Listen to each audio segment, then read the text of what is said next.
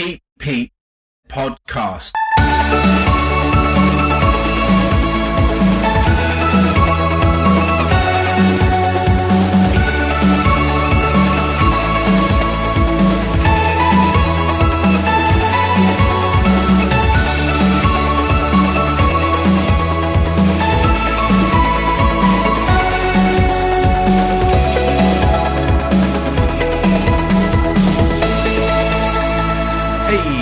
PP Podcast. Welcome. Thanks for tuning in. A few weeks ago, right, I was scouring the Sutton Guardian, local newspaper, online, looking for leads to potentially interview, and I came across an article about a charitable organisation who had been networking with St Helier Hospital to provide what I can only describe as a sort of artistic service. I'll let them explain in more detail. So I contacted them, Team Imagineers, and I said, do you want to be on the podcast? And they came back and they said, yes, they would. So I thought, that's great, encouraging, good to know. So we linked up on Zoom video conferencing. I have to say, this is my first foray into the Zoom world, particularly recording and for the purposes of making it for a podcast as well. So a few teething issues with the sound quality, but I don't think it takes too much away from the story they tell, the work that they describe. It's really inspiring. It's Team Imagineers on the PP Podcast. Enjoy. I'm with Team Imagineers and we're meeting on Zoom video conferencing. So I don't know how this is going to go, but I'm here with the team. I'm with Simon, Hannah and Olga. How are you guys doing? Welcome to the PP Podcast. Thank you. Brilliant. Thank you very much for inviting us. You're welcome. Yeah, So Olga, you know what to do. Let's go around one by one and just tell me your name and a little bit about what you do in the charity. Starting with you, Hannah. Oh, hi. Well, yeah, I'm Hannah Horak, and I do art things. I do painting. We do come up with ideas. We do the ceramics, set up the website, update the website, put posts out on Instagram, design posters and things. Olga helps me with doing posters as well. Yeah, just a bit of a, what's the word? You know, jack of all trades, Jill of all trades. The Jill of all trades. And how about Olga? Welcome to the People Podcast. What's your brief involvement with the charity? Oh, I think it's all of us kind of have input, and it's very difficult. We don't have specific tasks here, but it's quite an amazing kind of a trio, and we're just doing slightly different things and just helping each other really in progressing with the charity work, and we all of us think that is quite amazing really what we're doing, because we did a few had already a few successes. We had a very interesting show installation in Sutton Library, and I think after that it started going quite big really in a way. Then we had support from Sutton Community Fund and from National Lottery Fund, and then of course, you know, we had more money towards materials and towards more workshops. You know, we could work really professionally and high standards, and then somehow we connected. Well, Hannah is really great connected with people, I think, and Simon as well. He's like me, is coming along and delivering some work, but they're really brilliant because it's knowing people really as well, and so we did a really big job. Now it's the second year in St Helier Hospital, and with lockdown, of course, we had to stop now, but we did lots of arts, and we were very, very lucky because the management of hospitals really received us very well. So. And Simon, why don't you just welcome Simon, by the way, give us a little give us a bit of insight into the history of the charity, how it all started and how it all came about. Okay, so I think probably there was a lot of artists sort of working together, and we decided to collaborate under the name of Team Imagineers back in 2013 on a big sort of project that had kind of a carnival kind of element parade in the high street, but it had all sorts of projects all over, video projects and and community projects and paintings painted by the community, and it was all sort of branded as Team Imagineers. Everybody put in their bid and said they were Team Imagineers.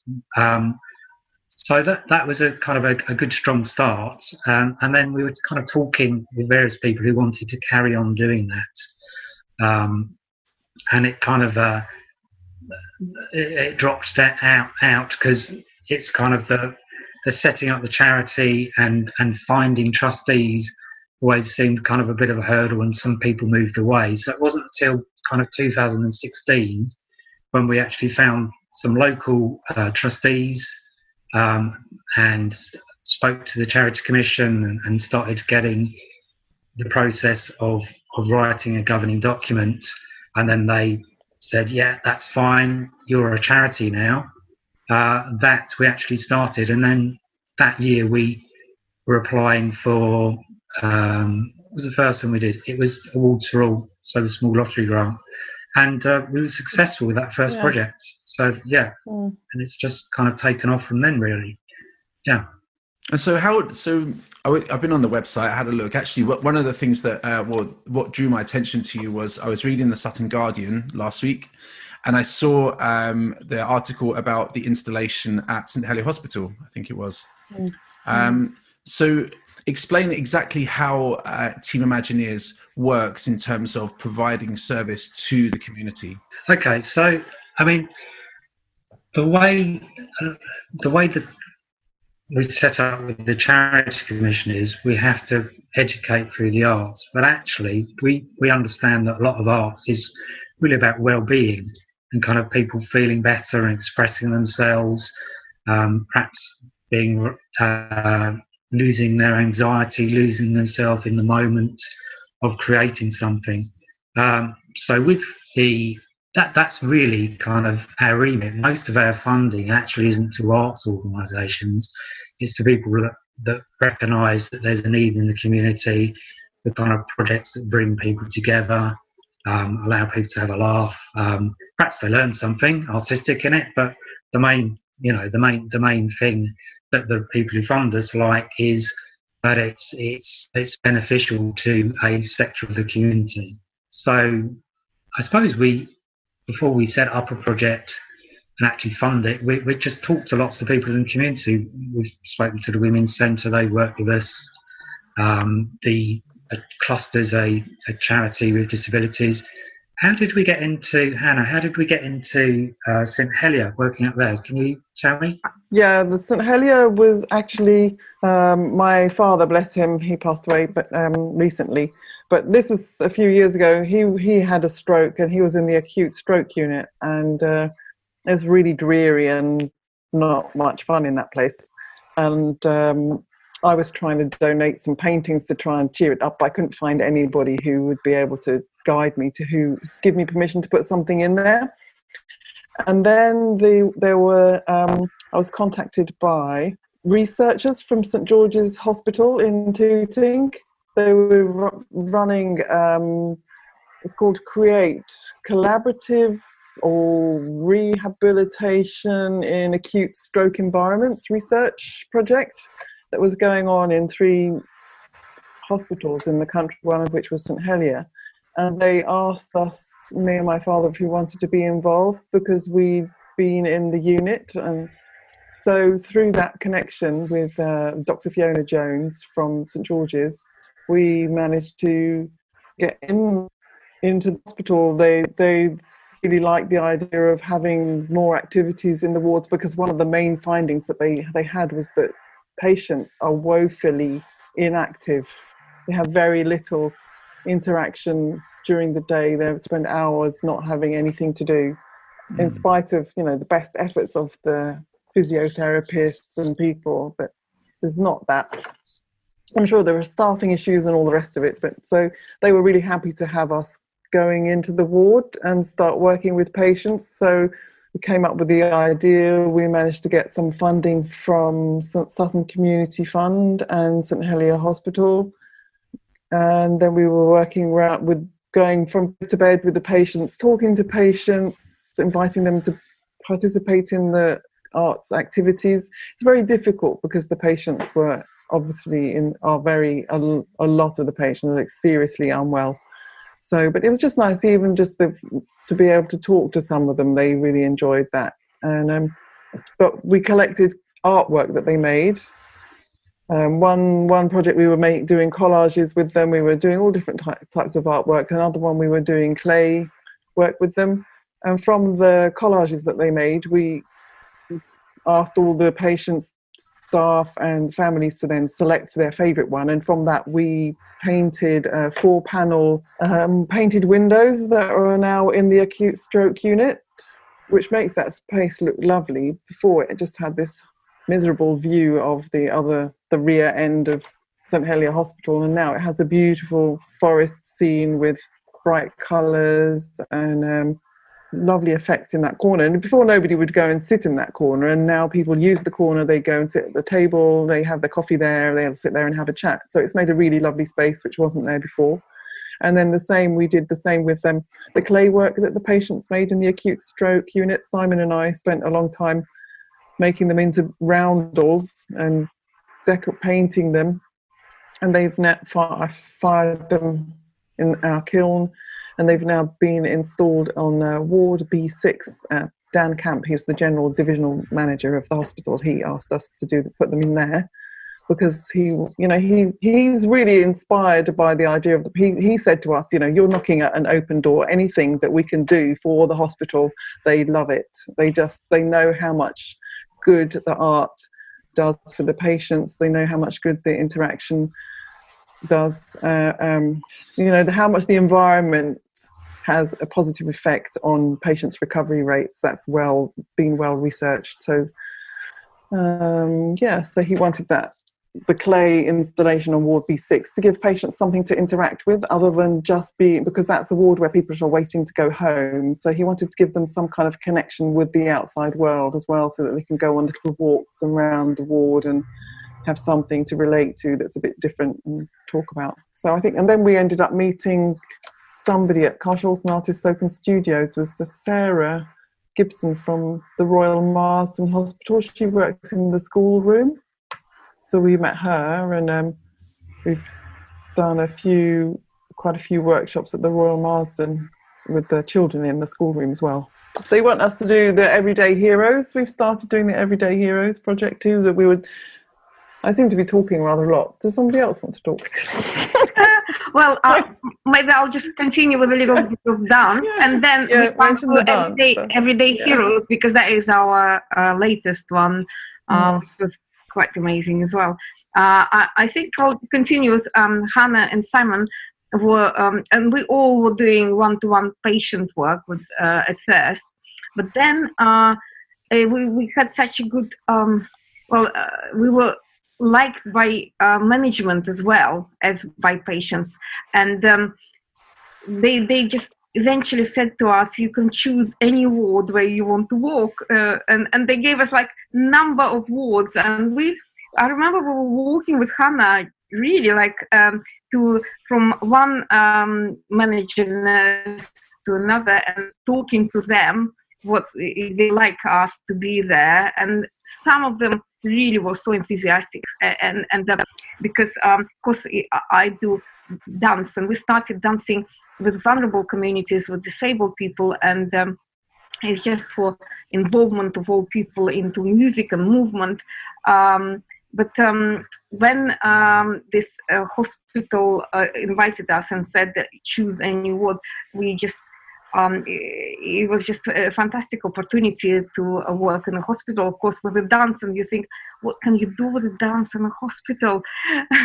And then we just came to this two nurses, and both of them were occupational therapists, rather. Both of them were for dementia patients, one for women and another one for men ward, and they really said do anything to do with the movement and interaction, because it's the dance is really a music movement and a group activity, and this is the biggest difficulty for patients there. They could be there for a long time, or the illness would recur and they come back to it, and then they would be still there. I would come week after week and I would recognize patients. So I already knew them by names, and we were lucky with this one because we had a special room. So nurses were helping me to bring patients to this room, and we were doing a dance, and they were sitting. Some of them really wanted to get up and jump and dance. So it was just quite extraordinary. But the main thing is that they wanted to smile and to sing and to interact with each other. I had to explain to them that what the dances are about as well, because most of them, some were shy. They said, "We never danced before," or "I can't dance." And then there was a little hugging session, and one of the ladies said, "I only hugged my husband 16 years ago." Yeah, it was lots of fun to work with them. Really, it was just amazing work. And it's a shame that this lockdown is stopped now, but we, of course, we just had to continue with the work, and we created this project, Everyday Hero. I can start a little bit on that because I remember that we were meeting and nothing came out. What can we do in that circumstances of when we are not physically can meet with people and do things? So we came up with one project, and then it just led. The more you meet, and you just get so creative in the end, and then you just start talking to other people. We came up with the project, and we applied for Arts Council, I think, or other places as well, with angels, and we thought that people would like the idea of angels, and somehow it was more complex. And then one of our clients really gave us the idea, why won't you do hearts? And we thought, okay, maybe it's too simple, and so many people are doing hearts, but people do like hearts, and so that's how it all came about. And then we started talking to other people, and they so many people were interested. And Hannah, I think in one day, connected to 9 ceremonies, and this already going quite big because people are donating clay and the work and the firing of the hearts. And well, you can continue, Hannah, with that. Yeah, so I mean, via Instagram, we've had a few messages from different people who are involved who want to join in. We've got local artists as well. Adrienne Roberts, she's been great. She was the first person I spoke to about it because she's involved in Arts Network Sutton, and speaking to her if she thought but Arts Network Sutton are not able to fund anything at the moment for various reasons. Anyway, so but she's making hearts, and then there's Fader Winter, who's a well-known. I think she manages London Potters actually, and she teaches at Sutton College as well, and she's making some hearts. And then we had to fire some work for the Marsden Hospital because Glazed All Over is closed, and one of the patients that they have there has got a very poor prognosis, and they wanted to get her cup fired, so we did that for them. And I wanted to find out about what the glazes are, and then I contacted the company who made the glazes, and I kind of said, "Oh, would you be interested in sponsoring this project?" And they're based in America, and they wrote to their representatives in the UK, which is called Pot Clays. And I got this email. They said, "Yes, we'll sponsor you. We want to donate clay. We want to donate glazes." And Becky, she's the director, I think Becky, I can't remember her surname, but she's putting out in her newsletter, and I think they have, well, on Instagram they have about 6,000 subscribers, and she's going to send it out to all of their maker spaces that they have connections with, and ceramicists, inviting them to participate, because I mean, we have no idea how it's going to work, but we just love the idea of just this whole wave of hearts across the country, of love and gratitude and thanks being spread. So that's what we're hoping. And somehow I suppose that the Everyday Hero project has only come about recently because of the whole lockdown thing, right? Yeah. So that's Absolutely. Well, credit to you guys for you just being innovative in the moment and just coming up with stuff that well, it seems to resonate, doesn't it? From what you're telling me, it seems to resonate with a lot of people. So just you sort of mentioned there about business support and business sponsorship, and I think that's something that's really important for you guys, isn't it? Well, I would like to mention about videos. We set up the YouTube channel as well, and we are producing videos. Simon's videos are absolutely hilarious, and we through these videos we are doing really promoting the arts, and through dances as well. So I just invite people to watch these videos because they're so funny. And it's very I'm Russian, to be honest, but it's something very English about these videos. You know, it wouldn't happen in Europe. This. Oh, great. Well, I mean, it's a shame you can't see Simon right now. He's looking very stood. Simon, you've been very quiet. I heard about a video, something to do with trousers. Why don't you explain a bit more about that? I just want to say, Olga, I didn't know you. This is the first time I actually heard you were Russian. I didn't know you were Russian. I couldn't. You've got a cut glass. This is the BBC World Service. You've got that kind of an accent. I just wouldn't have known you were Russian. So, is it one of your videos, Simon? Come on. Maybe you're going to have to be a spy in one of his videos, Olga, I think. Yeah. All right. Yeah, the trouserless giving. I just thought it would be funny, and maybe it is, maybe it isn't. If I'd sold all my trousers to raise funds for Team Imagineers, because we've got this Just Giving site for the everyday heroes. So I thought it would be just funny if I kind of appeared in the distance and then walked towards him. I've got some stripy pink long johns that my wife got me because our house is quite cold in the winter because are we too mean? I don't know. Anyway, we don't have the heating on much. We don't like it that hot. I digress anyway. So there's a video on YouTube where I've allegedly sold all my trousers to raise funds for the current project. I don't know how you find it. How do they find it? Well, if you send me a link, then I'll post it on the podcast Facebook page, and then okay, cool. That way.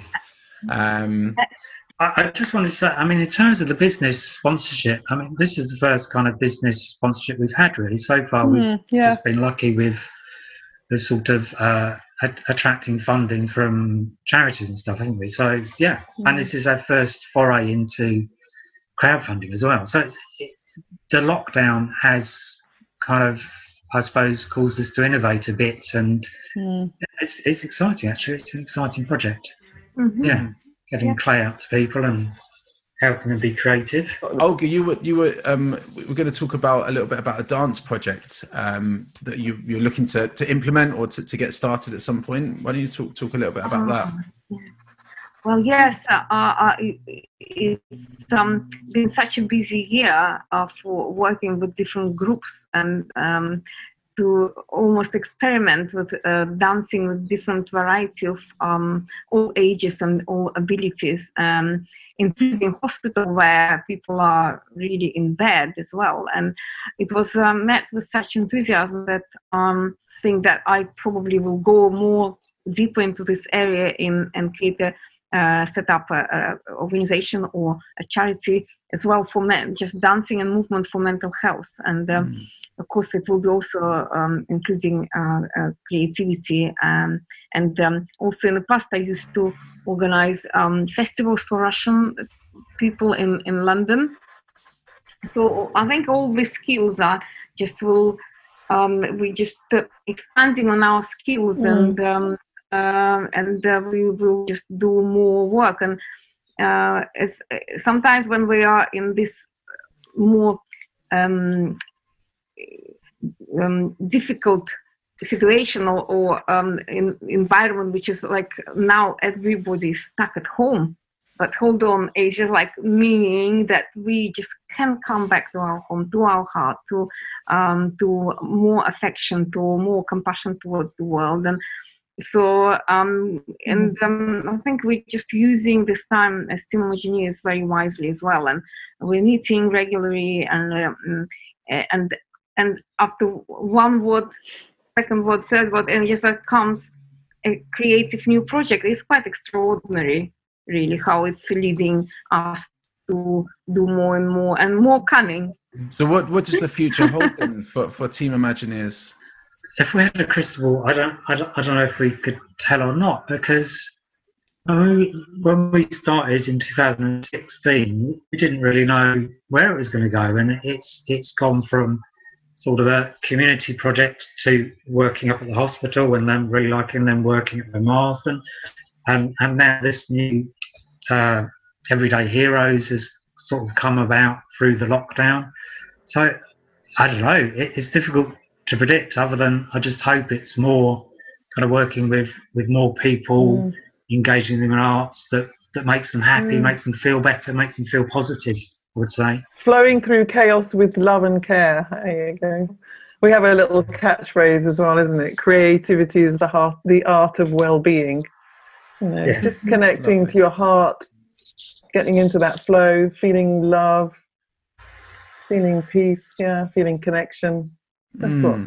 Yeah. And does it seem like, because that's something in community that perhaps has been neglected over the years, because I know that, like, when it comes to funding art projects, across the board, it's almost very much like they kind of get left to the handouts, and it's just like, well, we don't really have enough to like, if it's like the council budget, oh well, we'll just give them what's left over. So, guys like you stepping up and saying, actually, no, we're going to create something artistic or put together a project. It's you guys are really a credit to the local community. What would be ways for people to get involved? How would you say, like, if someone's listening to this and they're thinking, oh, I might want to get involved, maybe they're perhaps a budding artist, or they've got certain craft skills or something, how could people get involved with you guys? Very welcome. Just write to us and talk to us, so we will find a place for new people who would like to come.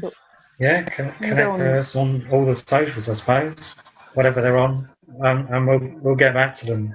Maybe was about the hearts, that if people do want to get involved in making some hearts, they can collect clay from various locations. We've got a page on the website, Everyday Heroes. On that page, there are some locations where clay is available to be collected if somebody wants to make a heart to contribute towards the installations that we are going to be putting up around the country, around the world. Yeah, well, we already have good places to go. Yeah, absolutely. Great. Well, guys, once again, thank you so much for taking the time to meet me virtually, and I wish you all the best success in your projects, and hopefully we'll meet again soon, perhaps in non-lockdown situation. Yeah. All right. Nice. Thank one. you, Peter. Cheers, right, guys. Yeah, thanks. Bye.